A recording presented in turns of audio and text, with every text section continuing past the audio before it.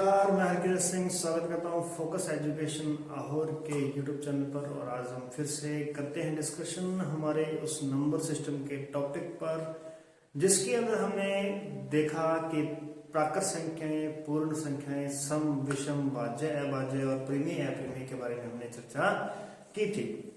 और उसके बाद में हमने इन सभी संख्याओं के योग ज्ञात करने के लिए प्रथम 50 सम संख्याएं, 50 विषम संख्याएं, प्राकृत संख्याएं, 200 से 300 तक की संख्याओं का योग ज्ञात करना है। तो ये सब इन संख्याओं के योग ज्ञात करने के लिए हमने एक पूरा निचोड़, सिर्फ एक ही फॉर्मूला हमने यहाँ पे तैयार किया था और उस फॉर्मूले के अकॉर्डिंग आपको क्वेश्चन दिए थे। आपको करने के लिए कैसे आपने क्वेश्चन किए हैं, क्या आंसर निकाला है, उसे आप इस आज की क्लास के अंदर मैच कर लेना। और बढ़ते हैं आगे, चलते हैं, शुरू करते हैं पहले क्वेश्चन से। क्या फॉर्मूला था आपके सामने जस्ट आ जाएगा कि हमारे पास सबसे पहले ध्यान रखना है कि a प्लस बी और b माइनस a प्लस समान अंतराल और डिवाइड बाय 2 इंटू समान अंतराल, ये हमारे पास में फॉर्मूला था। और इसके आधार पर हम करने वाले हैं इन सभी क्वेश्चन को, कोई अलग फॉर्मूला यूज नहीं करने वाले हैं। तो चलिए शुरू करते हैं। प्रथम 20 प्राकृत संख्याओं का योग ज्ञात करना है। पहली 20 प्राकृत संख्याएं, पहली प्राकृत संख्या कौन सी होती है? 1। अंतिम प्राकृत संख्या कौन सी होगी? 20। a का मान आ गया हमारे पास में 1, b का आ गया 20। हो जाइए शुरू। तो a प्लस b 1 प्लस 20 और फिर आ जाएगा 20 माइनस 1 और समान अंतराल कितने का है? तो प्राकृत संख्याओं में गैप होता है 1 का और फिर से भाग दे देंगे 2 गुना 1 से। तो देखिए कितना आ गया, 20 और 1 21 मल्टीप्लाई यहाँ माइनस का 1 प्लस का 1 तो कट जाएगा, बचेंगे कितने? 20। तो ये आ गया हमारे पास में कितना, चलिए देखते हैं। यहां पर आ गया है 2, ये बन गया कितना? 10। हमारा आंसर आ चुका है 210। तो ये 210 हमारा आंसर आ चुका है यहाँ पे। ओके, इसके बाद में नेक्स्ट बात करते हैं। दूसरा हमारे पास में कौन सा बन रहा है? प्रथम 50 सम संख्याओं के बारे में। पहली 50 सम संख्या।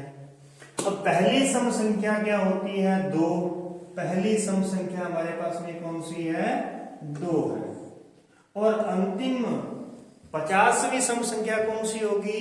तो फिर से ध्यान रखिएगा, 10 संख्याएं, उसमें से 5 सम और 5 विषम, यानी 5 सम ज्ञात करने के लिए हमें 10 तक जाना होगा।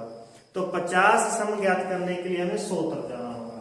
तो 50वीं सम संख्या कितना है? 100 है। तो ये इस प्रकार से हमारे पास में आ चलता है वही a प्लस बी 2 प्लस 100, फिर 2 माइनस 100 माइनस 2 और प्लस में समान अंतराल कितने का है? 2 2 का है और 2 इंटू 2। तो ये हमारे पास में निकला कितना? 102 और यहाँ पर कितना आ जाएगा? 100 और डिवाइड बाय 4 हो गया। तो ये आ गया 25।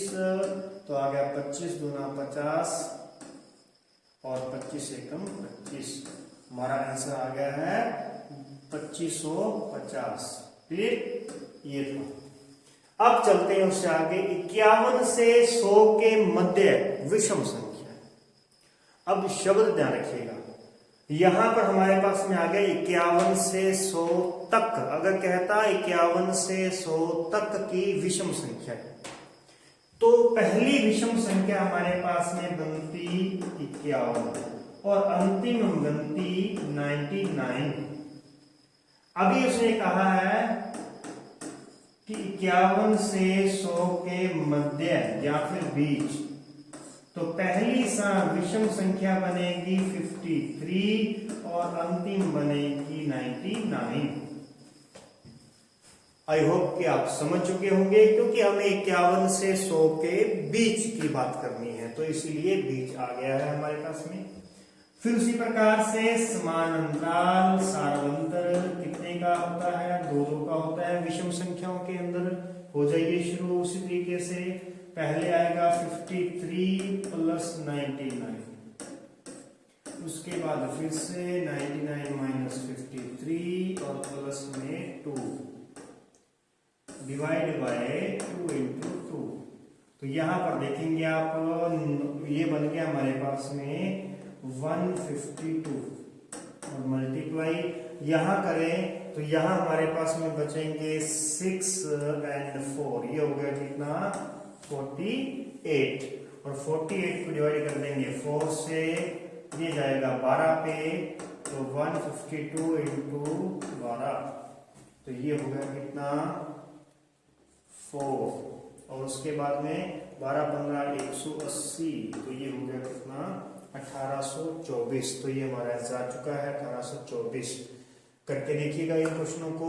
आगे चलते हैं, क्वेश्चन दिया हुआ था आपको पहले से ऑलरेडी, 4 के टेबल का योग ज्ञात करना है, 4 के पहाड़े का योग ज्ञात करना है।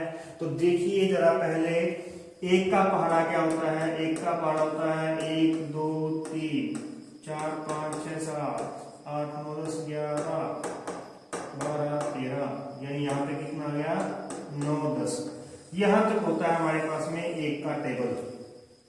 अब 1 के टेबल का योग कैसे ज्ञात करेंगे, वही प्रथम 10 प्राकृत संख्याओं का योग। तो पहली प्राकृत संख्या 1 10, 10 माइनस 1 प्लस में समान अंतराल 1 का होता है, और नीचे 2 गुना 1 रहेगा। तो ये हमारे पास में आ जाएगा कितना 11 गुना 10 बटा में 2, आंसर हो गया 55। अब 1 के पहाड़े का योग आ चुका है 55, तो हमें ज्ञात करना है 4 के पहाड़े का योग। 4 के पहाड़े का योग ज्ञात करना। 4 का पहाड़ा होता है 4 से 40 ए बी, तो पहले दोनों का योग कर देंगे, उसके बाद में दोनों का माइनस कर देंगे, और इनमें समान अंतराल कितने का होगा 4 का, क्योंकि 4 8 12। तो उसके बाद में आ जाते हैं नीचे, तो 2 गुना 4, तो ये कितना आ गया 44 गुना में 40 बटा 8, कितना हो गया 8 हो गया, ठीक है। और 8 पंजे 40 5, जिस संख्या को 5 से गुणा किया जाता है उसे आधा कर दो और 0 लगा दो, ये आ गया 220। जिस संख्या को 5 से गुणा करना है उसे आधा कर दो और लगा दो क्या उसके साथ में 0।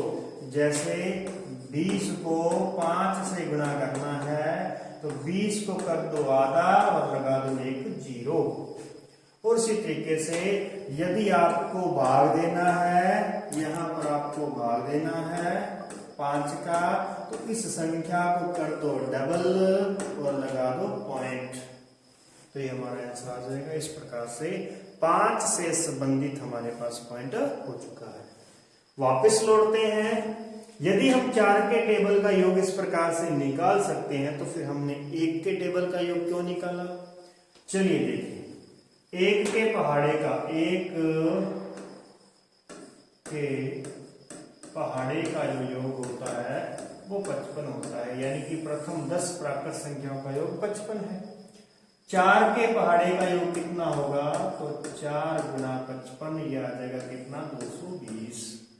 100 के पहाड़े का योग कितना होगा, तो 100 गुना 55, ये हो जाएगा 5500। क्लियर है, इसलिए हमने 1 के पहाड़े का योग ज्ञात किया था। तो ये आपके पास में डायरेक्ट शॉर्ट फॉर्म आ चुकी है। वापस लौटते हैं और देखते हैं कौन सा क्वेश्चन है। 21 से लेकर के 150, 21 से 150, 150 के मध्य 11 से विभाजित, 11 से विभाजित संख्याओं का योग ज्ञात कीजिए।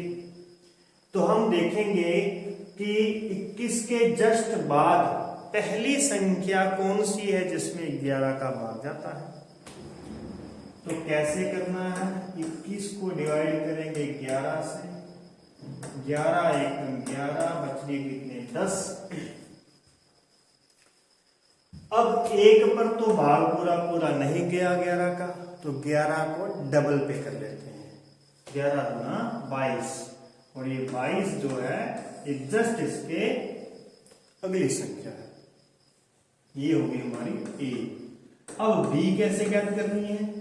तो फिर 150, 11 एक 11, 4 40, 11 तिये 33, 7 बच गई, 7 शेष बच गए, मतलब इससे छोटी संख्या है।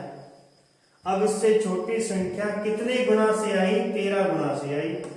तो 11 को 13 से गुना कर देंगे तो ये हमारे पास में कितना आ जाएगा? 143 आ जाएगा, क्योंकि 143 के बाद में ये जाएगा 154 पे, और 154 जो है वो 150 से बड़ी संख्या है, इसका मतलब हमें इससे छोटी रखनी है। तो ये हो गया हमारे पास में दोनों संख्या आ चुकी है, ए और बी आ चुका है। और अब हम देख लेते हैं उसी तरीके से 22 प्लस में 143, और दूसरा हमारे पास में होता है कितना? 143 माइनस 22। अब ध्यान रखिए सारा अंतर कितने का है? 11, और नीचे है 2 गुना 11। ऊपर बनेगा हमारे पास में कितना? 5, 6, 165 गुना, यहां देखेंगे 22 में से 11 गए, 11 बचे, अब 11 इसमें से और माइनस कर दो तो ये हो जाएगा 132। इसमें भाग देना है 2 गुना 11 का, 11 का भाग देंगे तो 12 बार जाएगा, और 12 में भाग देंगे तो 6 तक जाएगा। तो 6 5 30 और 16 छिके 96 का 99 हो गया। हमारा आंसर आ चुका है 990। 990 क्या आ चुका है? 21 से लेकर के 150 के मध्य 11 से विभाजित होने वाली संख्याओं का योग है। तो इस प्रकार से हम किसी भी संख्याओं को ज्ञात कर सकते हैं। बड़ी से बड़ी संख्याओं को हम देख सकते हैं कि 1000 से 2000 के बीच 15 से 13 से विभाजित होने वाली संख्याओं का योग ज्ञात कीजिए। तो आपके सामने अगर कोई ऐसा क्वेश्चन आता है तो आप मुझे व्हाट्सएप पर वो क्वेश्चन दे सकते हैं, मैं उसका सॉल्यूशन आपको यहाँ पर भी बता दूंगा, और आपको व्हाट्सएप पर भी इसका सॉल्यूशन मिल जाएगा। तो ये आज की क्लास में हमारा इतना ही है। नेक्स्ट क्लास के अंदर हम देखेंगे इकाई संख्याओं के बारे में, या फिर इसका जस्ट एक अगला स्टेप होता है, हम उसकी चर्चा करने वाले हैं कि 1000 से यानी कि 3 अंकों की बड़ी से बड़ी संख्या जो कि 13 से विभाजित होती है, ज्ञात करो। ये क्वेश्चन आपके लिए छोड़ रहे हैं। 13 से विभाजित होने वाली 3 अंकों की बड़ी से बड़ी संख्या आपने ज्ञात करके मुझे कमेंट बॉक्स में भेजनी है। नेक्स्ट क्लास में हम इसी पर ही चर्चा करने वाले हैं। आज की क्लास में इतना ही। आपने आज की क्लास में जो भी डाउट हुए हो, जो भी सीखा है, उसका फीडबैक जरूर दीजिएगा। नमस्कार, मिलते हैं नेक्स्ट वीडियो।